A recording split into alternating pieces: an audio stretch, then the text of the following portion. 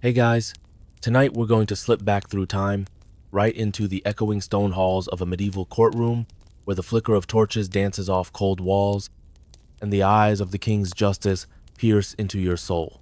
You stand in the center of this ancient chamber, the heavy scent of smoke and sweat clogging your senses. And if you think you can talk your way out of this, well, you probably won't survive this. So, before you get comfortable, take a moment to like the video and subscribe, but only if you genuinely enjoy what I do here. Also, let me know where you're watching from and what time it is. Are you snuggled up late at night or slipping away for a lunchtime break?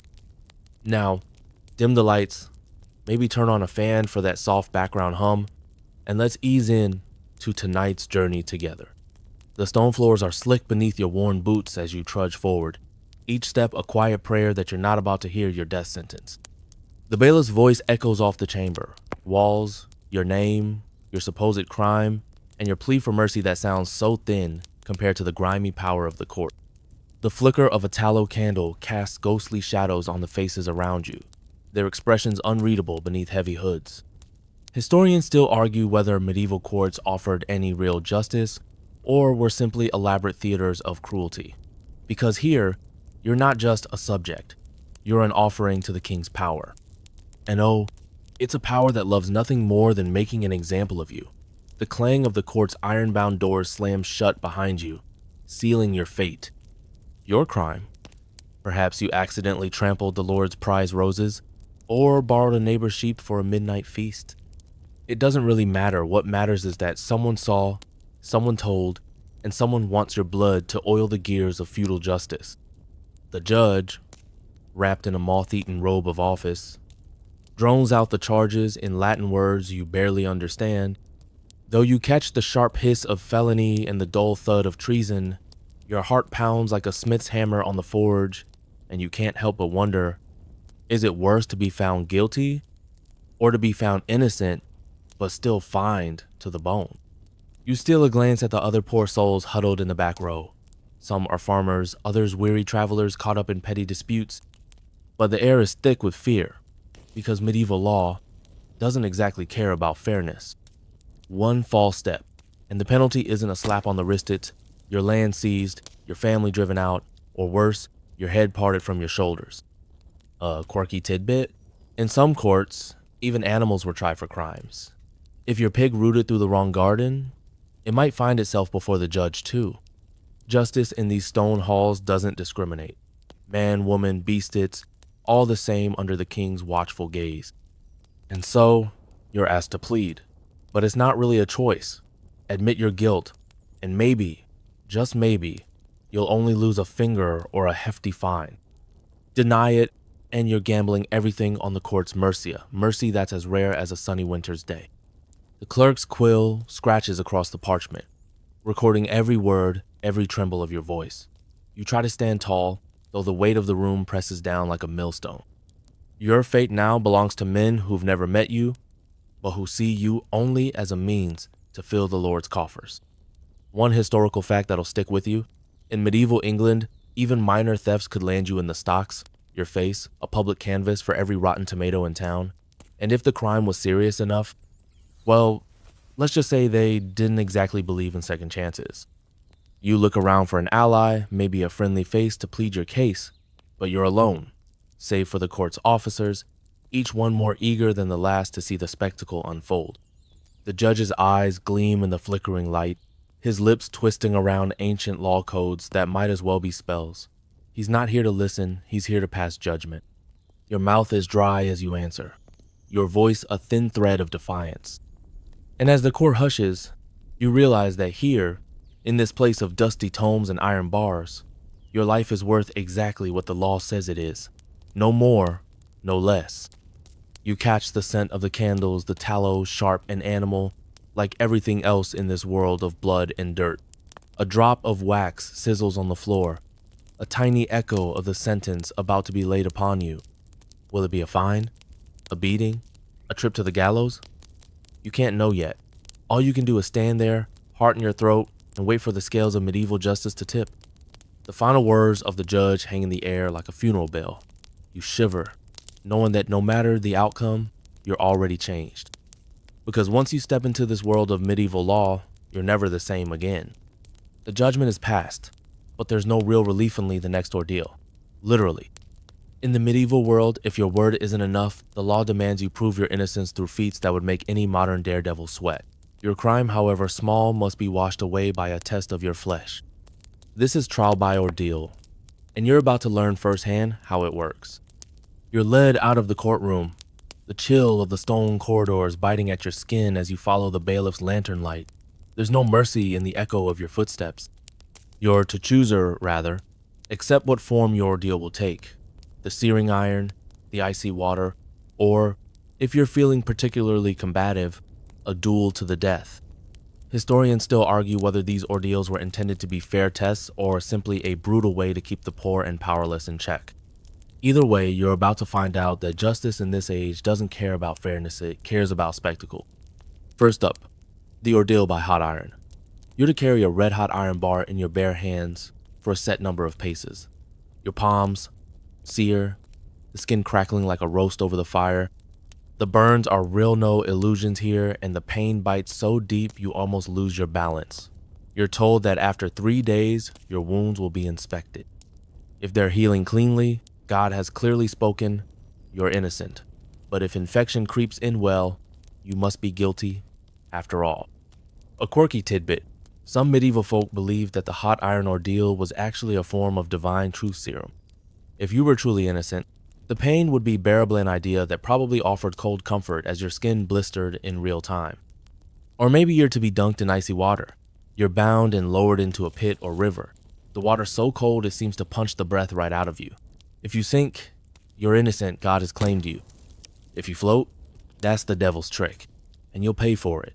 You probably won't survive the pneumonia afterward either. And then there's the trial by combat, the most dramatic of them all. If you're lucky or unlucky enough to be of noble blood, you're allowed to fight your accuser with sword and shield. You square off in a muddy field, sweat dripping into your eyes, the crowd of villagers and nobles howling for blood. It's a deadly dance, your life balanced on the blade's edge. And while the crowd might thrill to the clash of steel, you're the one with everything to lose. You grip your weapon if you have one at all and feel every ounce of doubt weighing down your limbs. The air is thick with the smell of churned earth and fear. You're no knight, no trained killer, but that doesn't matter now. You swing, parry, lunge praying to every saint you know to guide your hand. And if you lose, well, that's God's will, isn't it? One historical fact that might give you pause. Medieval law often considered a champion's victory as proof of innocence, no matter how crooked the circumstances. There were even professional champions for hire mercenaries in chainmail who'd fight your battle if you had enough coin. Justice for sale, one blade at a time. And the crowd, of course, loves every minute. For them, it's entertainment. For you, it's a fight for your very life. The clash of swords rings in your ears, drowning out everything but the pounding of your own heart. If you manage to survive, if your burns heal clean or your opponent lies still in the mud, then you're free. For now. But even as the crowd cheers or sighs, you're left with scars both on your body and your mind. Because medieval justice is never kind, never safe, and always ready to swallow you whole if you dare to challenge it. You stumble away from the field or the riverbank, your body aching and your spirit battered. And though you're free to go, you carry the weight of what just happened. The knowledge that the law doesn't really want your innocence, it wants your obedience, your fear, your blood. You find a moment to breathe, leaning against the rough bark of a tree or the worn stones of a town wall. The wind carries the sound of distant bells, the faint laughter of those who've already moved on to the next spectacle. You're left in the quiet, trembling and alive, though you're not sure how much of you is left. And somewhere deep in your mind, you know that this is only the beginning. Because in this world of feudal lords and ancient superstitions, the law is just another weapon. And you, poor soul, are just another body in its path. You limp away from the sight of your ordeal, your hands still stinging, your breath ragged. But just when you think you've escaped the court's iron grip, the medieval world hits you with a fresh and often ruinous surprise: the fines and fees. Because even if you're lucky enough to be declared innocent, or at least alive, medieval kings never miss a chance to lighten your purse. The bailiff, that tireless collector of royal dues, meets you at the edge of the village square. His smile is thin and professional as he unrolls a parchment bristling with official seals.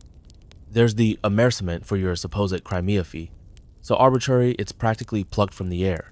Then there's the court fee, because the king's justice must be paid for, no matter how it treats you. And let's not forget the poundage for the guards who dragged you here in the first place. Historians still argue whether these fines served a real purpose beyond enriching the coffers of your local lord. But as you fumble for the last silver coins in your threadbare pouch, you're pretty sure the only purpose is to make you sweat. You can almost feel the weight of every clipped penny, every small fortune that's now out of your reach. A quirky tidbit? In some places, even the court scribes had a fee for writing your name down, as if the very act of being accused turned you into their personal ATM. It's a racket that makes modern parking tickets look downright charitable. You glance up at the towering timber-framed houses that lean over the square, their eaves crowding in like judgmental faces. Everywhere you look, it seems the law lurks behind every corner. Each coin you spend a little more weight around your neck. You're not alone in this.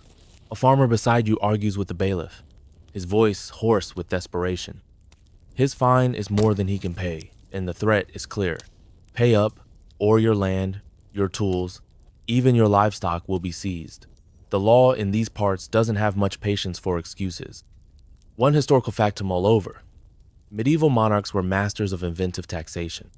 King John of England, that famous villain of Robin Hood tales, was notorious for raising scutage, fees essentially a payment to get out of fighting in his endless wars.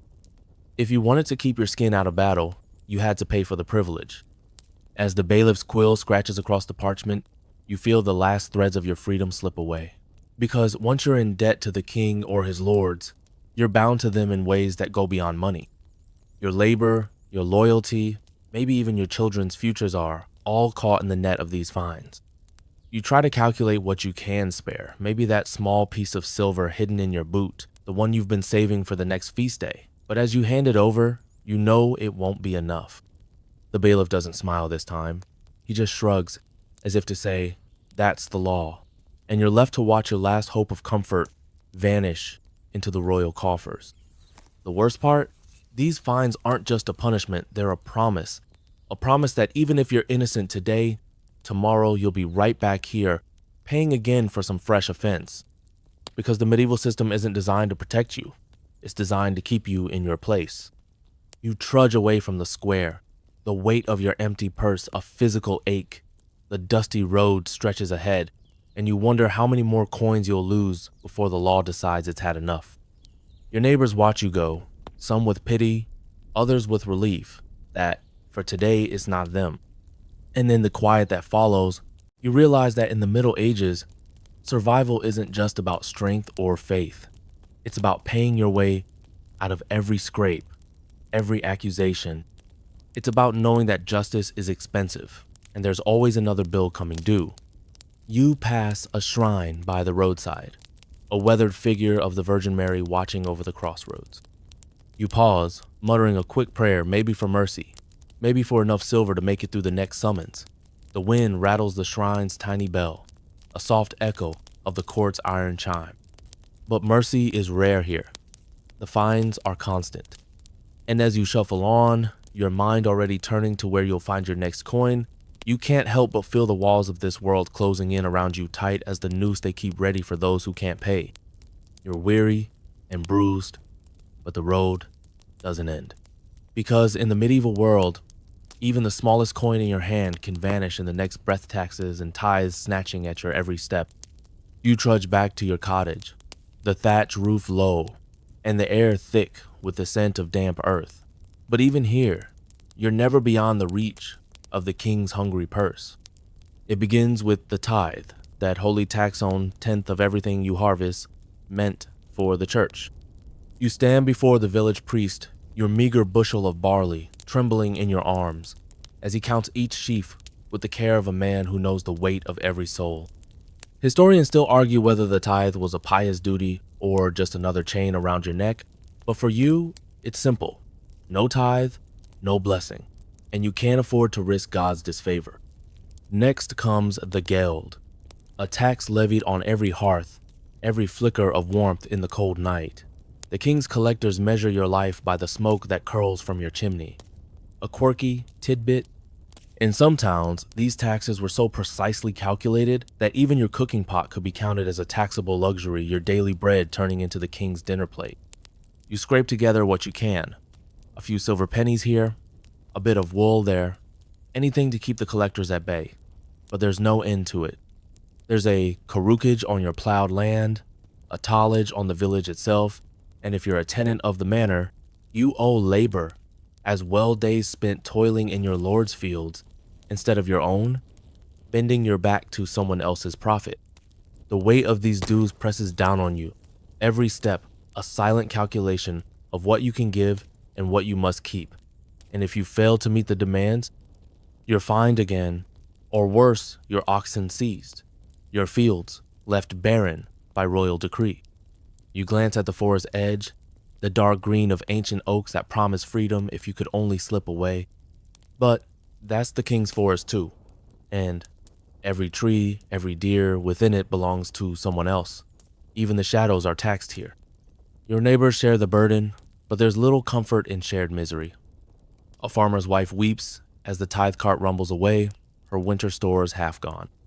A shepherd curses as he's forced to sell his best ram to cover a debt he'll never see the end of. In this world, even the air you breathe seems to carry a price. One historical fact to remember: the medieval tax system was deeply personal. There were no standardized forms or neat tables. Every collector set his own demands, shaped by greed, custom, and a lord's whim. And if you're caught on the wrong side of that whim, there's no appeal, no mercy. The priest tells you to trust in God's grace, but you can't help noticing how his own table groans with plenty. The Lord's steward rides by, his cloak of fine wool bright against your homespun rags, and you see how the system feeds him even as it starves you. At night, you lie on your straw pallet, the weight of the day's labor still in your bones. The flicker of the rushlight casts dancing shadows on the low ceiling, and you wonder how much longer you can keep this up. Each dawn brings a new demand, a new tax, a new way to empty your purse and fill the king's chest. You drift into uneasy dreams of silver coins slipping through your fingers, each one a measure of your life. And you wake, knowing that no matter how hard you work, how much you give, it will never be enough. Because in this world of feudal dues and church tithes, your labor, your land, your very breath air, never truly your own. You're up before dawn, the cold seeping into your bones as you heft your hoe and head out to the fields. But there's no time to think of taxes today. A summons has arrived, sealed with the Lord's waxy crest, and the word on everyone's lips is outlawry. Because in the medieval world, when the law turns its back on you, there's nowhere safe to hide. Outlawry sounds dramatic, but it's heartbreakingly simple. You're declared beyond the protection of the law. No one can help you. No one dares to shelter you. It's as though your name has been scrubbed from the parish rolls and your soul from the book of life.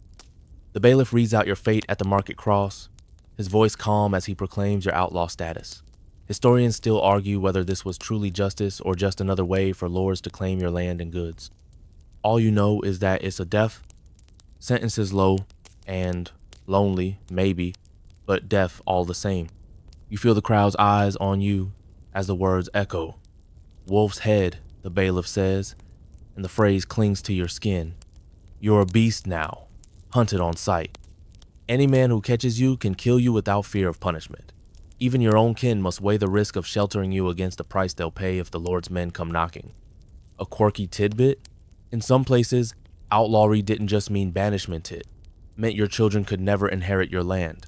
Your bloodline was tainted, your name forever cursed. It's a price that echoes through generations. You slip away from the jeering crowd, your heart pounding, every shadow a potential betrayer. The forest looms ahead, dark and silent, but it's the only place left to run.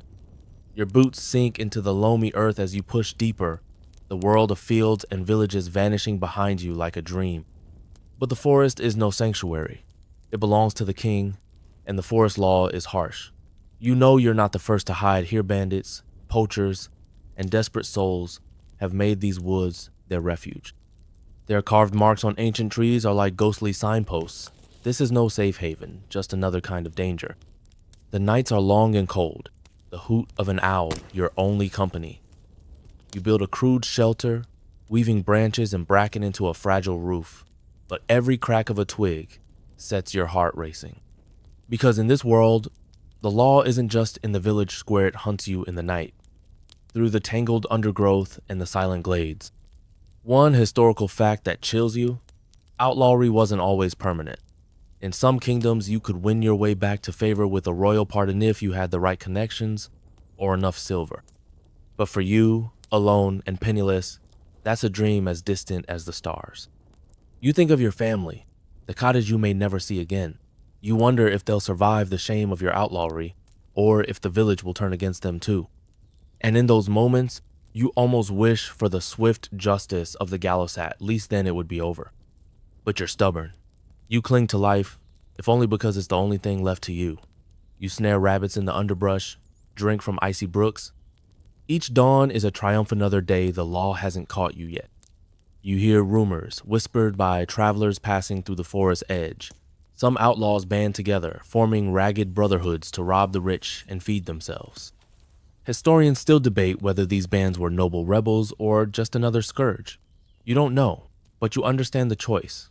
Better a thief in the forest than a corpse at the crossroads.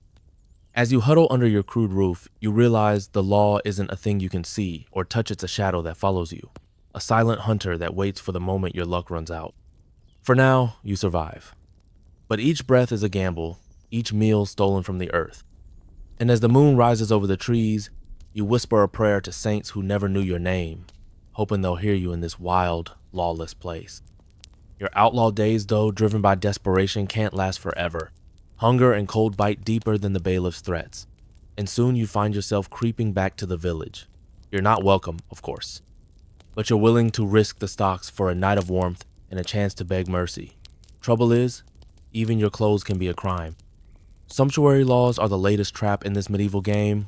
They say it's about order, keeping everyone in their place. You know better. It's a way to mark you as less, to remind you that your status is written not just in your birth, but in every thread you wear.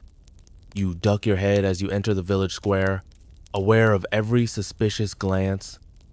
The local revi, sharp as a falcon, watches your homespun tunic and the worn leather of your belt. Historians still argue whether these laws were meant to keep the peace or just the Lord's pride, but for you, they're a daily snare. A quirky tidbit: in some places, even the color of your hat could get you fined. Red was for the gentry, blue for merchants, and the wrong shade meant a trip to the stocks, or worse. So here you are, praying the mudstains on your tunic hide it to you, hoping no one notices the borrowed cloak you bartered for in a lonely forest clearing. The reeve calls out, his voice cutting through the cold air. You can almost feel the weight of his judgment in your bones. "That cloak," he says, tapping the fine wool with a finger that seems to pierce right through you. "Not for the likes of you." Your heart sinks, because in the medieval mind, your place is everything. You're a peasant, and the law says you're to look like one no matter how cold the winter or how thin your tunic. One historical fact that might make you chuckle if you weren't so cold. In 1363, England's sumptuary laws forbade servants from wearing shoes with long, pointed toes called crackhows, because the nobility thought them too fancy. Imagine that, your toes as the measure of your worth. You try to explain. You found the cloak abandoned. You needed it for the winter frost. But the reeve only shakes his head, jotting down your name in the village roll. The fine isn't just coins you don't have, it's shame, public and bright as a scarlet letter. They lead you to the stocks. Your breath fogs in the icy air, and you're forced to stand. Your back to the crowd, every glance a reminder of your place. The wood creaks as the stocks lock shut, your wrists aching against the rough timber. You're here to be seen, to be mocked, to be reminded that even your clothes must bow to the law. The children point, their laughter sharp as a knife. You force yourself to meet their eyes. There's no dignity left to lose, so why hide? But it still burns, a quiet fire beneath your skin, because you know that tomorrow it could be them and they know it too. Night falls slowly. the chill creeping deeper into your bones. You close your eyes, trying to think of the forest shelter, of anything but the cold and the humiliation. The Reeve finally unlocks the stocks as the sun dips low, his face unreadable. You're free for now. But every time you pass the square, you feel those stocks in your bones, a silent warning that your place in the world is stitched into your sleeves, your belt, your every thread. You slip away, head bowed, cloak clutched tight. And in the darkness, you realize that in this world, your life isn't just measured in coins or labor, but in the very shape of your silhouette. Because the law doesn't sleep, and neither can you, you slip back to your tiny hearth, but the world outside never stops turning. Even as the frost hardens the ground and the stars wheel overhead, there's another danger waiting for you at your own table: the rules of what you eat and drink. Because in this medieval landscape, food isn't just survival, it's a moral minefield. You're weary from days of labor, your breath a pale fog in the chill air, and tonight you've managed to trade a few sprigs of winter kale for a hunk of bread and a sliver of salted pork. You hold it in your hands like a treasure, but in the back of your mind, you know the church watches even here. What you eat and when can land you in deeper trouble than a midnight poacher. Historians still argue whether the strict food taboos of the time were really about piety or simply about power. But for you, there's no debate. The rules are as real as the ache in your stomach. The church calendar is packed with fast days and feast days, each one with a labyrinth of prohibitions. Did you forget today is a fish day? That bite of pork becomes a mortal sin. A quirky tidbit? In some medieval cookbooks, even the smallest mistake in preparation was enough to invite suspicion. It was said that using the wrong herb in a dish could mark you as an agent of the devil himself, a culinary crime with eternal consequences. You remember how last Eastertide, your neighbor's wife was dragged before the local priest for serving eggs on Good Friday. Eggs. The whole village turned out to watch as she was fined and forced to do penance in the churchyard, barefoot in the cold spring mud. You shiver at the memory, your own dinner suddenly tasting like ashes. You eat quickly, eyes darting to the door. There's no telling who might be peeking in, who might whisper to the reeve or the priest. And if you're caught flouting the fast, there's no mercy in the penalty. Your coin, your dignity, your very soul each one, weighed and measured by the men who decide what's right and wrong. One historical fact that might make you laugh if you weren't so hungry: in some monasteries, there were elaborate loopholes for those with power. A feast of roasted beaver tail was considered fish, not meat, because beavers swim, you see. The rules bent for the mighty, never for you. As you chew your crust of bread, you think of that. You think of the monks in their warm halls, feasting on rich stews and sweetmeats, while you scrape the last crumbs from your bowl. You wonder if their souls are any cleaner than yours, if their sins are somehow smaller because they wear the cloth. But you dare not speak it aloud. You swallow your bitterness with the last of your meal, the flickering candlelight casting tall, wavery shadows on the cracked walls. Tomorrow, you'll have to trade again maybe a morning's labor in the Reeves barn for a few onions or a strip of dried fish. Because in this world, even your hunger is taxed by law and faith alike. You lie down on your straw bed, the taste of salt and cold meat still sharp on your tongue. The wind rattles the shutters like a warning. The rules of this place don't end at the church door. They follow you home, curl around your table, slip into your dreams, and in the deep of the night, you realize that the weight of medieval law isn't just in the courtroom, it's in every bite you take, every mouthful that might cost you more than you can pay. You drift into uneasy sleep, the winter wind sighing through the gaps in the thatch above you. But even your dreams aren't safe, because in this world, the law reaches into your most private places. Your bedchamber is another court, and what happens there can be judged as surely as any theft or fight. The rooster's crow at dawn brings little comfort when you remember that your very marriage bed is subject to scrutiny. In the Middle Ages, the law didn't just guard the village square, it kept a vigilant eye on your most intimate moments. You rub your bleary eyes and feel the cold bite of morning air, wondering if today's the day the priest or the bailiff will come knocking. Historians still argue whether the church's obsession with bedroom matters was driven by genuine piety or the sheer thrill of control. Either way, it's your life caught in the tangle of confessions and decrees. The bed you share with your wife or husband isn't yours. Alone, it belongs, in a way, to the church. to the community, to the watchful whispers of neighbors. A quirky tidbit: in some places, if your spouse accused you of failing your conjugal duty, you could be hauled before the bishop's court. Imagine that, an audience of stern-faced clerics deciding if you're enough of a lover to keep your marriage holy. This morning, you share a wary glance with your spouse. The law says there's no privacy. Here, any hint of adultery, of sin in the marriage bed, can ruin you. A wife who dares to step outside her vows, she faces public penance, shamed before the whole village, her head bowed beneath a white sheet that marks her sin for all to see. And for you, the punishment can be just as severe: fines, floggings, the ruin of your name. Because in this world, love is never just love. It's another line in the medieval ledger, another chance for the law to judge. One historical fact to chill your spine: the church claimed the right to annul marriages if they discovered a hidden defect, even years after the vows were spoken. A rumor that your spouse was unfaithful or that you were less than whole could leave you alone and disgraced, no matter how long you'd shared a home. You think of the priest's sermons on sin, of the confessions you've whispered through the dark wooden screen. You've seen how the church weaves those whispered fears into iron chains, how your secrets become weapons against you if they choose. You pull your rough blanket tighter, but it's no shield against the law's reach. You know of a woman in the next village over her lover caught slipping from her window in the dead of night. They shaved her head and paraded her through the streets, a living sermon on the price of forbidden love. You close your eyes and pray soft, desperate words to whatever saint might be listening, because you know that even the smallest slip can cost you everything: your home, your reputation, your chance at any kind of peace. As the sun edges over the hills, you rise, the cold floor rough beneath your feet.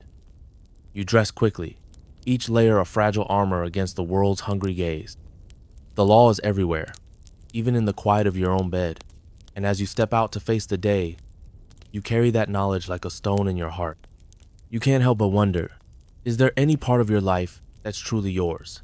Or are you always on display, always at the mercy of the law's prying eyes? The question hangs in the air, unanswered, as you walk into the dawn, your breath a small, defiant cloud in the cold light. The dawn light creeps across the village roofs, warming the frost that clings to your boots as you step into the day. But even as you head to the fields or market, you know there's one part of life that medieval law has wrapped in the tightest net of all: marriage. Consent, ceremony, and the ever-watchful eye of the church. These rules bind you as surely as any chain. You remember your wedding day, how the whole village gathered at the chapel doors. The priest's voice echoed off the stone, every word of the vows a binding promise that reached far beyond the two of you. In the Middle Ages, marriage wasn't just a private joy, it was a legal contract, a social alliance, and a sacred vow all tangled together. Historians still argue whether medieval marriages were truly about love or mostly about alliances and property. But as you stand here, your breath a soft mist in the morning air, you know it's both and neither. Because love might start it, but the law will see it through to the end. A quirky tidbit: in some places, you didn't even need a priest to make it official. If you spoke your vows before any witnesses, the church often considered you married. Whispering promises in the moonlight could be enough to bind your souls and your fates. But woe betide you if the church decides your match wasn't proper. They'll pry into your marriage bed, weighing every rumor and every doubt. If your family didn't give consent, if your union wasn't blessed in the right way, your marriage could be declared null and your children deemed illegitimate. A single word from the priest or bishop can tear apart everything you've built. One historical fact that might surprise you: banns of marriage had to be read aloud in church for 3 consecutive Sundays, just to be sure no secret was lurking in your love. Even your wedding itself was a matter of public record, another moment when your life became the village's business. You glance at your spouse, sharing a tired smile that says you both know the price of these vows. In the quiet of your home, you might laugh together, share stolen moments of tenderness. But outside, you're always aware that the church stands behind you, ready to judge every word, every touch. In the back of your mind, you remember the stories. The young couple forced apart because their families didn't approve. the girl who vanished into a nunnery rather than wed a man twice her age.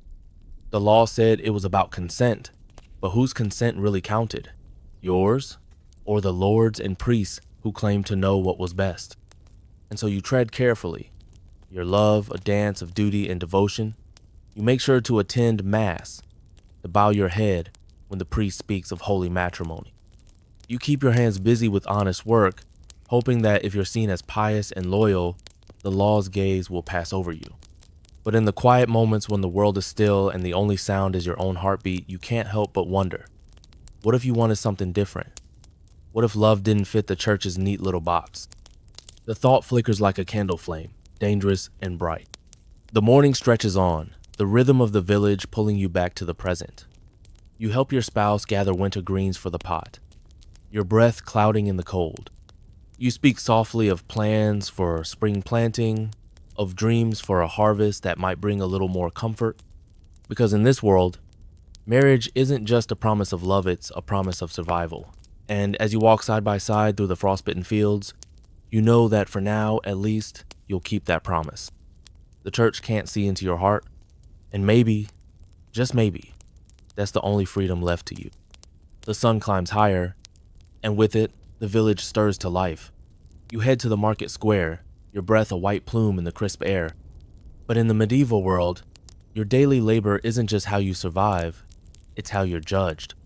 The guilds rule every trade, and stepping outside those bounds is a crime that can ruin you just as surely as any petty theft. You carry your wares, maybe a bundle of rough-spun wool, or a few turnips still crusted in earth, hoping for fair coin in exchange. But the market is a world of its own, governed by rules as old as the cobblestones beneath your feet. The guilds have their eyes everywhere, and every hammer blow, every stitch, every loaf of bread you bake must bow to their authority. Historians still argue whether the guilds were benevolent protectors of honest trade or petty tyrants who crushed anyone who dared to compete. From where you stand, the answer seems clear. They're the gatekeepers of your world, and crossing them is like crossing the law itself. A quirky tidbit: in some cities, a baker who tried to sell undersized loaves could be forced to parade through town with the offending bread tied around his neck, a lesson in shame and the weight of every crumb. You watch the master craftsmen pass by, their fine woolen cloaks edged with bright braid to show their status. They speak in hushed tones, eyes glancing your way, weighing whether you're a threat or a friend. You keep your head down, your hands busy, because you know that even the smallest complaint from a guild master can end your hopes of earning a living. One historical fact to remember: many guilds had elaborate rituals, secret oaths, sworn by candlelight, tools laid out like relics of faith. To them, work wasn't just labor, it was a sacred trust, and any who broke it faced exile from the trade forever. You try to remember those rules as you kneel to display your goods. Prices are set by the guild, your measure of grain carefully weighed against their standard. Even the hours you're allowed to sell are dictated by them. The thought of breaking those rules sits like a whisper of freedom and a death knell all at once. The market buzzes around you, voices rising in barter and gossip. You hear talk of a weaver who dared to use a pattern not approved by the guild, driven out of town with nothing but his loom. You see the fear in the eyes of a young apprentice, his hands still learning the craft, but already knowing the penalties for mistakes. You weigh your words carefully when you haggle. You smile at the guild master's clerk, even as his eyes measure your every breath. Because in this place, every transaction is a test. Fail it, and you're not just out of work, you're out of hope. As the day wears on, you find a small success. A woman buys your turnips, pressing cold coins into your palm. For a moment, you let yourself feel the flicker of pride, honest work, honest pay. But the pride is short-lived, chased away by the knowledge that tomorrow, the guild might decide your humble trade is one trade too many. You gather your goods, what little you have left, and slip away from the market square. The evening shadows stretch long, and you know that in this world, your craft isn't just how you live, it's how you're judged, measured, and controlled. As you walk home, the weight of those coins in your pocket feels both precious and perilous. Because here, even your work, your daily bread, belongs not just to you, but to the law, the guild, and the watchful eyes of those who hold the power. You head home under the waning light, your thoughts still tangled in the day's worries. But tomorrow is market day again, and that brings its own fresh set of dangers. Because in the medieval world, every market stall is a minefield of fines and shame, and a single misstep can leave you poorer than when you arrived. You know the rules of market day by heart, so you think.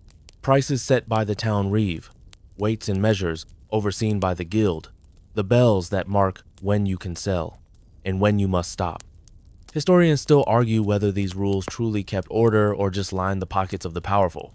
All you know is that one slip can bring the whole weight of the law crashing down. A quirky tidbit: in some towns, they had a special chair called the cucking stool, where dishonest traders were dunked in the village pond, their shame made public with every splash and jeer. And if you think you're safe from such humiliations, think again. The village loves its spectacles almost as much as the Lord loves his taxes. You remember last market day, how a poor peddler from the next hamlet was caught using a false measure. They tied him to the market cross for hours, his head low as children mocked him, and the old women sked in disgust. That sight never really leaves you. You carry it in the way you weigh every handful of barley, every turnip and onion, because here, even a crooked thumb on the scale can be the difference between life and ruin. One historical fact that makes you shiver: medieval market inspectors called ale. Connors in some places would literally taste the beer to ensure its quality, and woe to the brewer who tried to water it down. It's a strange blend of law and alehouse bravado, but it shows just how deep the law's reach goes. You feel that reach in every glance as you lay out your goods. The reeve's men watch, their sharp eyes missing nothing. You greet them politely, even as you check your scales again and again. One slip of the weight and they'll be at your throat, fines and punishments tumbling down like stones. The crowd is thick, voices raised in barter and complaint. A woman haggles over your radishes, her eyes darting to the reeve's clerk who stands nearby, ready to record any dispute. You know better than to argue too hard. It's not just about the price. It's about being seen as honest, about keeping your place in the web of village life. As the day stretches on, the market grows rowdier. Ale flows freely, and the laughter of drunken carters mixes with the cry of hawkers selling everything from cloth to live geese. It's a riot of sound and color, but beneath it all is that steady, silent beat of the law. Always listening, always watching. You see an old friend slip a coin to the reeve's man greasing the wheels, or so he says. But you know how that ends. One day it's a bribe, the next it's a fine, and soon you're caught in a cycle that chews up every honest penny you've earned. As the sun dips low, you gather what's left of your goods. You've sold enough to buy a little bread, maybe some salted fish for supper. It's a small victory, but one that comes with its own price. The knowledge that tomorrow, it will all begin again. Because in this world, the market isn't just a place to trade aids, another stage for the law's endless performance, where every misstep becomes a public show. You trudge home through the gathering dusk, the weight of your meager earnings in your hand, and the memory of that poor peddler in your heart. Because here, survival isn't just about skill or luck, it's about knowing how to bend beneath the law's gaze, how to keep your head low and your scales true. The market's clamor fades as you head home, but the forest that rises on the edge of the village is never silent. Its tangled depths have their own rules carved into bark and bone, older than the king's charters. But in the Middle Ages, even these ancient woods aren't free. The forest law rules here, and one misstep among the trees can bring ruin down on your head. The sun slips behind the hills, painting the forest edge in shadows that flicker like ghostly dancers. You pause, one foot already crunching on fallen leaves, and remember the stories. Poachers caught with a deer's haunch over their shoulder, hands lopped off as punishment. A gruesome truth. In some places, even blinding was considered a fitting price for stealing the king's game. Historians still argue whether these laws were about protecting royal hunting grounds or simply reminding the common folk of their lowly place. For you, the answer is simpler. They're about survival yours and the Lord's. And tonight, the cold gnaws at your belly, and the promise of a rabbit snared in the undergrowth is too tempting to ignore. A quirky tidbit? Some medieval lawmen believed even birds could be protected by the king's decree. Swans were considered royal property hunt one, and you'd better be ready to pay in silver or your own blood. You move carefully, your breath white in the freezing air, every step a silent prayer. You know where the snares are set, where the rabbits slip through the hedgerow. The weight of the law hangs over every movement, but so does the ache in your stomach. Hunger doesn't care about decrees. You remember the story of a man you once knew, caught in the king's forest with a single hair in his pack. They dragged him back to the village square, forced him to kneel in the mud as the foresters read out the charges. A thief of the king's bounty, they said, and the man's children wept as his hand was struck from his wrist. You work quickly, heart pounding, your fingers numb with cold. The forest is alive, around you an owl's cry, echoing through the branches. The rustle of unseen creatures in the undergrowth. You know this place, its secret paths and hidden clearings. But tonight, you're not just a part of the woods, you're an intruder, an outlaw by necessity. One historical fact to chill your blood: in some royal forests, even gathering deadwood for your hearth was a crime. A fallen branch could mean a fine that would empty your purse, or a beating that would break your spirit. Your snare tightens with a soft snap, and you hold your breath. A small rabbit, enough for a thin stew that might keep the worst of the hunger at bay. You whisper a quiet apology to the creature as you work. Because in this world, mercy is a luxury you can't afford. You wrap the rabbit in your cloak, heart hammering. Every rustle of the leaves sounds like the tread of the forester's boots. Every snap of a twig, like the crack of the reeve's staff. You slip back through the trees, every step a dance between survival and the shadow of the law. As you near the village edge, you pause to listen. No shouts, no horns, no clatter of armored feet, just the cold wind sighing through the branches and the knowledge that tonight, at least, you've won a small victory. You step back into the clearing, the weight of the forest silence still wrapped around your shoulders. Because here, under the forest law, every meal is a risk, every mouthful of meat another line in the endless story of your struggle. And as you walk the final steps home, the stars bright above the dark trees, you know this: in the Middle Ages, even the forest wild and free and legendous, a prison of its own. The forest fades behind you as the moon rises, cold and watchful. But there's another shadow lurking in the medieval world, one that can swallow you whole if you dare to question the wrong truths or whisper the wrong prayers: the fear of witchcraft, superstition, and heresy. You've heard the rumors in the village: a woman down the lane with too many herbs in her garden, a traveling tinker who speaks of charms and portents. These are dangerous times to be seen as different, to be marked as other. Historians still argue whether the medieval fear of witches was driven more by church politics or folk superstition. For you, the difference hardly matters. Either one can burn you. A quirky tidbit: in some places, they believe witches could steal milk from your cow by chanting spells in the night. It sounds almost quaint until you see how quickly those rumors turn to fire and rope. You keep your head down, but you can't help noticing how the villagers glance at the woman with the wild hair, the one who knows which herbs ease a fever and which brew a bitter cure.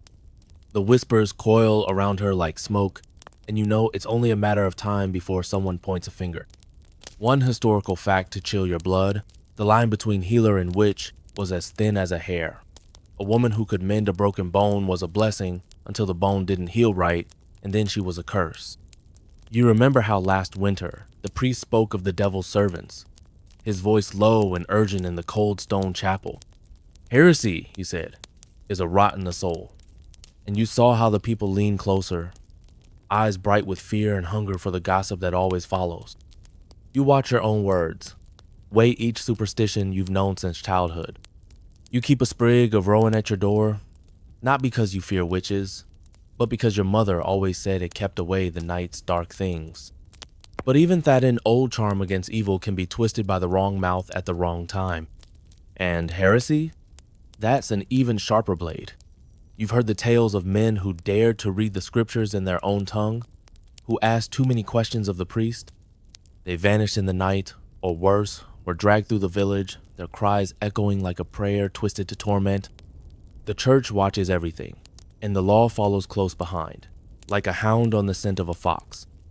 One whispered doubt, one slip of the tongue, and you'll find yourself facing not just the reeve or the lord, but the long arm of the Inquisition itself. You wrap your cloak tighter, the weight of your quiet thoughts as heavy as the frost on the ground. You know the price of curiosity here, the price of a few too many herbs in your garden, the price of a single question asked in the wrong ear. And yet, in the flickering light of your hearth, you still wonder. Wonder if the old ways have power. Wonder if the church's thunderous sermons hide their own secret fears. Wonder if the law, so eager to punish, is more afraid of your thoughts than of any demon. You push those thoughts away as you bank the embers for the night. The flicker of flame, a fragile shield against the cold. Because in this world, the law isn't just written in charters and fines. It's written in fear, in the whispers of your neighbors, in the silent prayers you dare not speak aloud. As you drift into uneasy sleep, you know this. In the Middle Ages, the greatest crime isn't what you do, it's what you believe. And belief is the one thing the law will never truly control. The morning sun creeps across the frost-rimmed fields as you wake, your breath curling in the chill air. Today, you're expected at the manor, but even that journey carries its own risks. In this medieval world, the law doesn't just watch what you wear or how you trade it, it keeps track of where you go, how far you wander, and whether you're even allowed to leave your village at all. You shoulder your pack and step onto the rutted road, every step a careful calculation. Travel isn't freedom here, it's a privilege, one weighed by taxes, tolls, and the constant suspicion that you might be up to no good. Historians still argue whether travel restrictions were truly about keeping the peace or just another way to keep you pinned down like a moth on a board. But for you, the reason doesn't matter, only the risk. A quirky tidbit? In some places, even traveling at night was forbidden outright. The curfew bell would ring out at sunset, and anyone caught on the road afterward could be fined or worse. Because in the darkness, law and order gave way to suspicion and fear. You pass the village cross, where a traveler's staff leans against the worn stone. You wonder if he had the right writ to move from town to town, if he could afford the tolls that line every road like greedy sentinels. The king's highways are no free pass. Every bridge, every river crossing, demands a payment small for some, ruinous for others. One historical fact to remember: medieval England's Statute of Laborers in 1350, one tried to pin workers in place, forbidding them to move without their lord's permission. If you were a villain bound to the land, your feet weren't your own. Your world ended at the manor's edge. As you walk, the wind lifts the edges of your cloak, and you see the first toll booth rising ahead, a small stone hut, the collector's torch smoking in the morning gloom. You fumble for your last few coins, because even this short journey has a price. And if you can't pay, you'll be turned back, or worse, accused of vagrancy, a crime that can land you in the stocks or driven from the village altogether. You know the stories of travelers who dared to wander without the Lord's blessing. They ended up on the edge of the law's mercy. Their belongings forfeit, their names blackened. Because in this world, movement isn't just a journey, it's a challenge to the order that binds every peasant to his patch of earth. You watch the toll collector's eyes as he weighs your purse. You see the flicker of calculation there, how much can he squeeze from your need. You know better than to argue, so you pay what he asks, even if it means going without supper tonight. As you move on, you pass a weathered signpost, its letters half faded by rain and time. It points the way to the next village, the next manor roads you've walked 100 times in your dreams but may never see in truth. Because even if the road is open, the law stands at every mile, waiting to remind you that your freedom has a price. The sun climbs higher, and the road stretches on, each mile a testament to your careful steps and quiet defiance. You know that in this world, every journey is a question the law demands you answer. Who are you, and why are you here? And for a peasant like you, the answer is always the same. You are where they say you can be, and nowhere else. As you near the manor gates, your heart beats faster. You know that even here, with the fields behind you and the village fading into memory, the law walks beside you. It weighs every step, every breath, and in the medieval world, there's no journey so short it doesn't leave a mark. You arrive at the manor, your head bowed and your steps careful. The heavy wooden gates loom above you, carved with the Lord's crest, a stark reminder that in this world, your place isn't just in your village, but in the hierarchy of those who rule it. And If you forget your place, the law has its own cruel way of reminding you public humiliation and shame. You're here to pay your dues, maybe a cartload of firewood, maybe a day of labor in the Lord's fields. But as you stand in the courtyard, you see the stocks waiting near the gate, empty for now but always ready. Historians still argue whether these public punishments were meant to keep order or simply to feed the villagers' hunger for spectacle. All you know is that once you're in those stocks, there's no dignity left to hold on to. A quirky tidbit? In some towns, they used a contraption called the scold's bridle for gossiping womena metal cage that locked around the head, with a sharp bit that pressed down on the tongue. One slip of the tongue, and you'd wear your shame for all to see. You glance at the stocks and shiver, remembering how last month the miller's boy spent a day in them, his face red with cold and shame as the children pelted him with rotting fruit. His crime? Speaking out of turn to the Reeves clerk nothing more, but enough to make him an example. One historical fact that cuts deep. Even the smallest crimes like selling your wares on a Sunday or using false weights could land you here, your head and hands locked in place while the whole village passed by. It's a punishment that's part theater, part warning. A promise that the law doesn't just take your coin or your laboret, takes your pride too. You're careful as you unload your firewood, your eyes fixed on the ground. You hear the Reeves' voice behind you, loud and sharp, as he orders another poor soul to the stocks for cheating on his market weights. The man's protests echo through the yard, but it's no use, the law loves a public show, and the crowd is already gathering. You keep your head down, but your eyes flicker to the man's face as they lock him in. He's older than you, with a wife and children waiting at home. But in this moment, he's nothing more than a lesson for the rest of you. Know your place and never forget it. The children jeer, the old women shake their heads, and the Reeve stands watchful, his arms folded. You wonder if he feels any satisfaction, or if he's just another cog in the wheel, bound to uphold the law no matter how much it costs the people he rules. You finish your work and slip away before the next show begins. The man's cries follow you as you walk back through the gates, the sound of his humiliation ringing in your ears. You know that in this world, the law doesn't need to kill you to ruin you.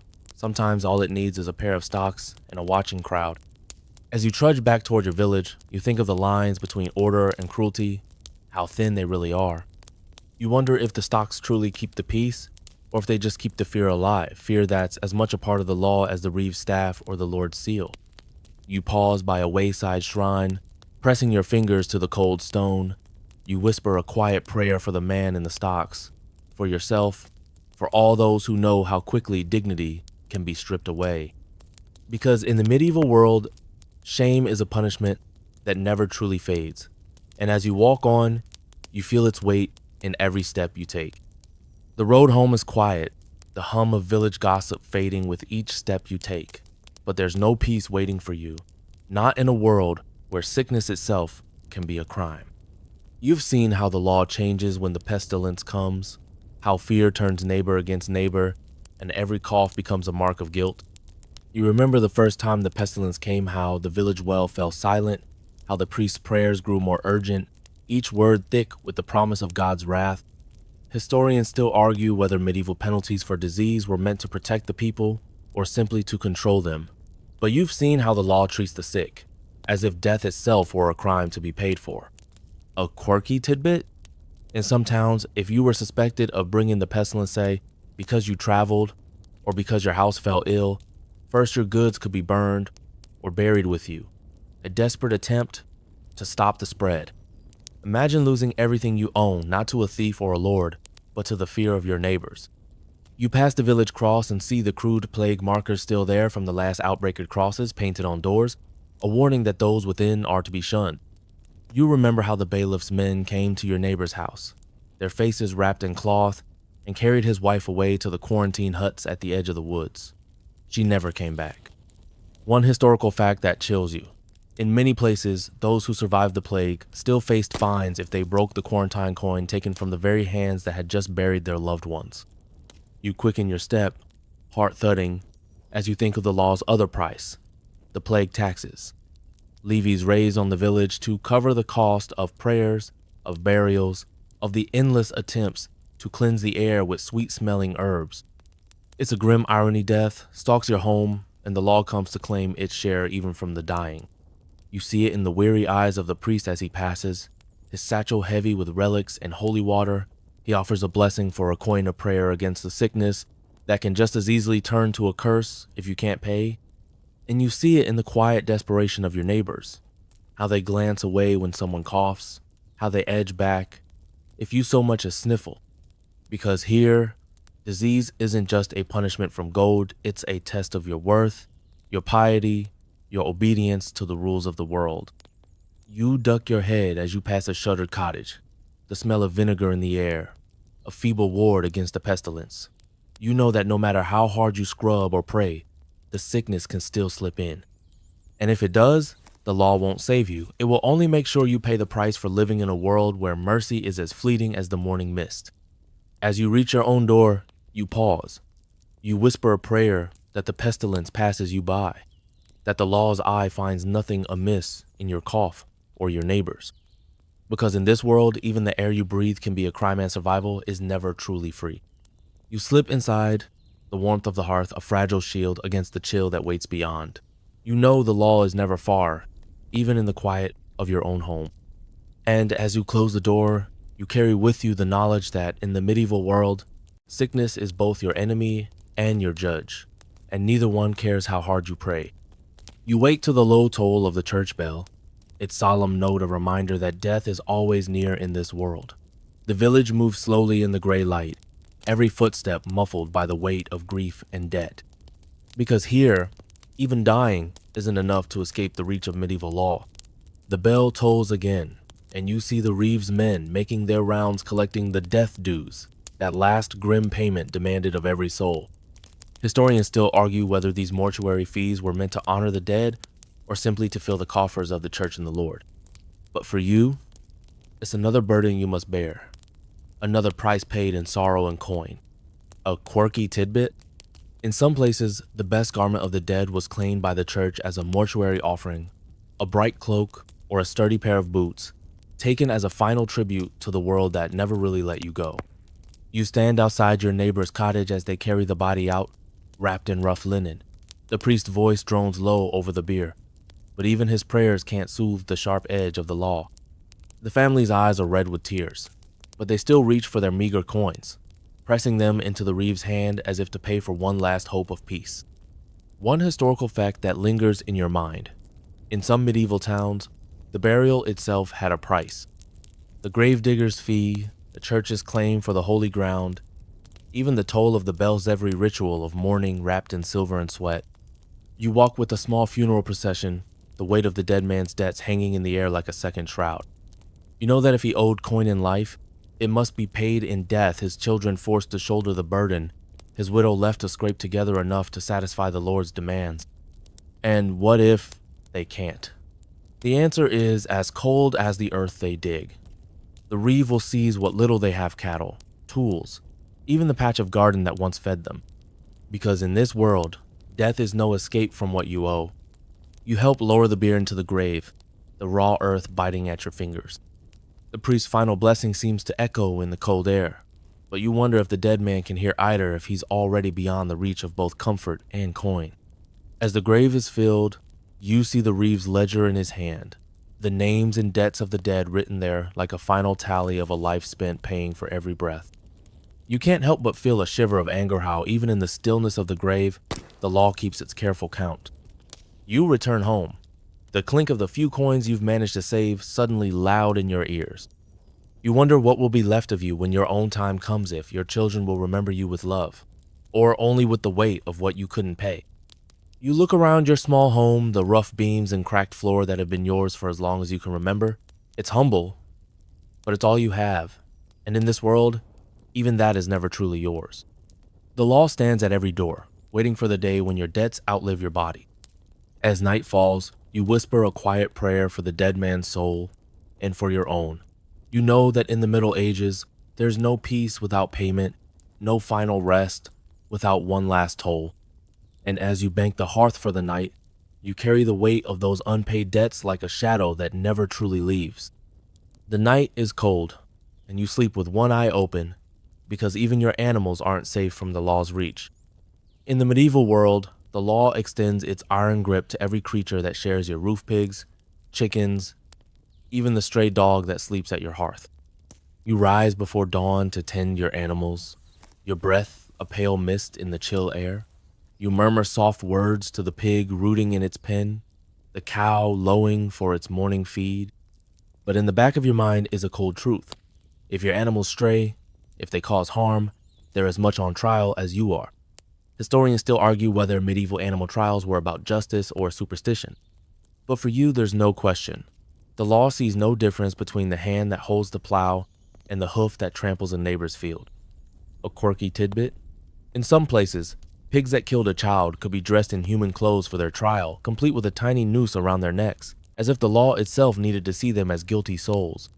You remember the tale of a neighbor's sow that strayed into the Lord's orchard, devouring the green apples meant for noble mouths. The penalty was swift, the animal seized, slaughtered, and the poor farmer forced to pay for every bite, because here, your beasts are yours only until they cause trouble. Then they become another fine, another chance for the law to remind you who truly owns the land. One historical fact that chills you. In 15th century France, a sow was once executed for killing a child complete with a formal trial, a lawyer for the pig, and the villagers gathered to watch justice done. It sounds absurd until you realize it's your pig, your livelihood, and your name in the court's ledger. You walk your fence line carefully, checking each slat and post, because a single gap is enough to ruin you. A cow that wanders onto the Lord's meadow, a goat that nibbles the reeve's barley. The fines can be more than a year's harvest, and the shame can last even longer. The village watches, always. A neighbor's angry word can be enough to bring the bailiff to your door, his voice calm and his hand on the tally stick. And when he says, "Your pig has done mischief," you know there's no arguing, only paying, or watching your animal taken as payment. You lead your animals to water, your eyes scanning the road for the reeve's men. You murmur a quiet prayer that today, at least, they'll stay where they belong. Because in this world, your animals are more than your livelihood, they're your responsibility, and the law is eager to punish if you fail. As you return to your cottage, you catch sight of the stocks in the square, empty now but waiting. And you wonder if the law truly cares about order, or if it just needs another way to show you your place. You settle your animals for the night, the cow's warm breath, a small comfort against the creeping cold. You know that tomorrow will bring the same careful watch, the same quiet fear that one false step yours or their scan cost you everything. Because in the medieval world, the law's hand is never far from your door, and even the soft low of your cow in the darkness can be another line in the endless story of what you owe. The dawn breaks cold and gray, and you feel it in your bones. The medieval world is a place where every breath is measured, every sin recorded. And now, as the years weigh heavy on your shoulders, you begin to think of what comes after. In this world, even death isn't an escape. It's another chapter in the endless tale of medieval law. Because now you face the final judgment, and the fear of purgatory's fires is as real as any bailiff's staff. You rise from your bed, the rushes underfoot brittle with age, and kneel before the small wooden cross that guards your hearth. You whisper the prayers you've been taught since childhood, but in the back of your mind, you know the church has its own rules for your soul. Historians still argue whether these rules were meant to guide the faithful or just to keep the coffers full. But for you, they're another debt tone that follows you even past the grave. A quirky tidbit: in some towns, bells tolled not just for the dead, but to chase away the spirits of the damned, because the medieval mind saw no boundary between this world and the next. The living and the dead, the holy and the damned, all tangled in a single breath. You see the priest in the square, his voice rising above the morning clamor as he speaks of penance and prayers for the dead. The church offers indulgences for price promises to ease your soul's passage through the fires of purgatory.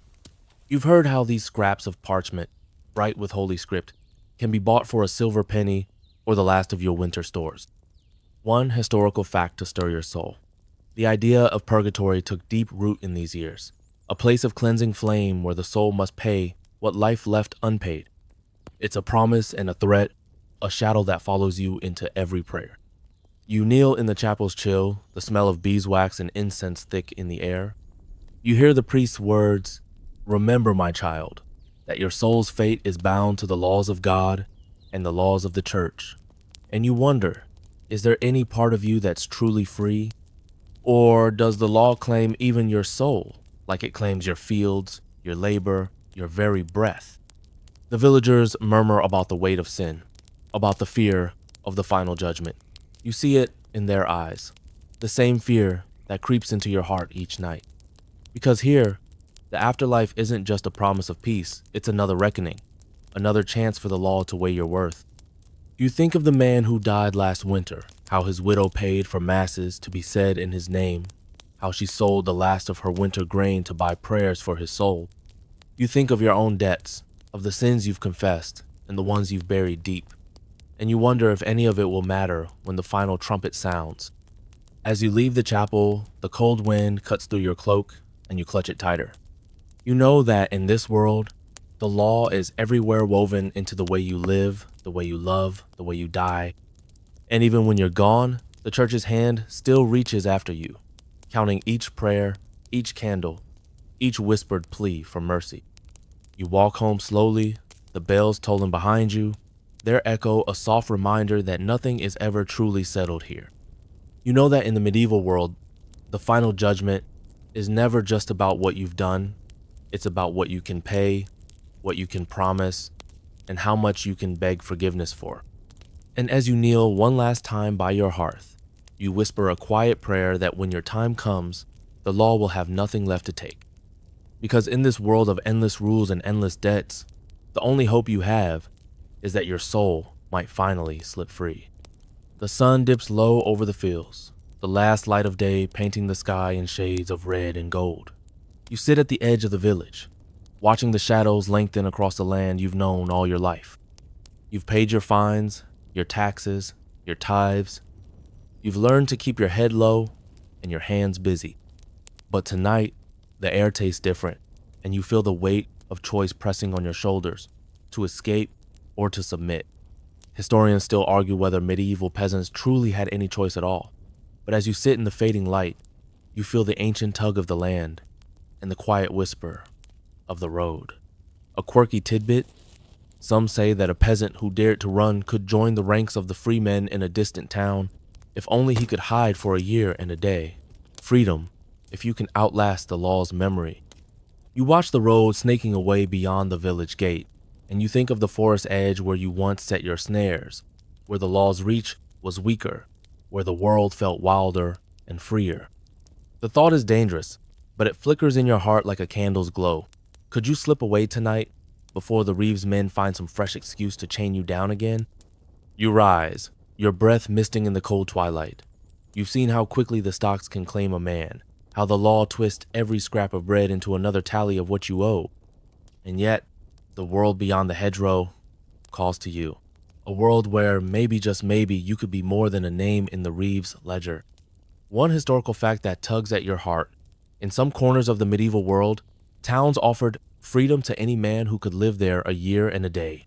It's a promise of hope, a fragile chance that the law's iron grip can't follow you forever. But the choice cuts deep. You think of your family, of the hearth you've tended with rough hands and stubborn hope. You think of the little plot of earth that ties you to this place, the neighbors who would watch your flight with fear or envy. To run is to risk everything: your life, your soul, the very shape of who you are. You feel the pull of the night, the hush of the trees beyond the fields. You could slip away, your footsteps swallowed by the darkness, or you could bow your head once more, pay the next tax, bear the next fine, and hope that in submission there's at least a little peace. The wind sighs through the hedgerows, the last bird song fading with the light. And as you stand there, the choice is yours alone: to flee or to stay. To gamble your life on the mercy of the road or the mercy of the law. You turn back toward the village, the glow of hearth fires like small beacons in the dusk. You know the law will never stop weighing your worth in coin and penance, never stop reaching for what little you have. But for tonight, you choose to stay, because in this world, even that small choice is a defiance, a quiet stand against the endless reach of medieval law. You shoulder your pack and walk slowly home, the stars bright above you, the darkness deep and ancient all around. And in your heart, you carry a single stubborn truth. No matter how many fines, how many trials, how many cold judgments the world throws at you, the choice to live, to breathe, to stand taliff only for tonight is yours alone. As you settle back into your bed, the last echoes of this world fade like smoke on the wind. The flicker of the candle dims, and the cold stone walls of medieval law seem to slip away into the hush of the night. Your breath is soft and steady now, and the burdens of coin and custom melt like frost before the morning sun. The distant echoes of the market square, the clang of the stocks, the whispered prayers in the dark all drift into silence. You feel the weight of the centuries lift from your shoulders, leaving only the gentle warmth of the present. Your thoughts wander softly, touching the memory of the forest edge, the flicker of a dream where you're free at last. In this quiet moment, there's no reeve counting your pennies, no priest measuring your sins. There's only you and the slow, sure rhythm of your breath. Let the shadows fade, the dusty weight of ancient laws retreating to the corners of your mind. Let the hush of the night wrap you in its calm, and know that even in a world of endless rules and endless debts, you have this small, perfect space, the dark, the quiet, the gentle promise of sleep. Feel the earth beneath you, solid and patient, older than any law. Feel your heart beating slow and calm, a soft drum in the silence. Let the last images of the medieval world drift away and rest easy in the gentle night. The law can wait for dawn. For now, you are safe and you are free. End of script. Sweet dreams.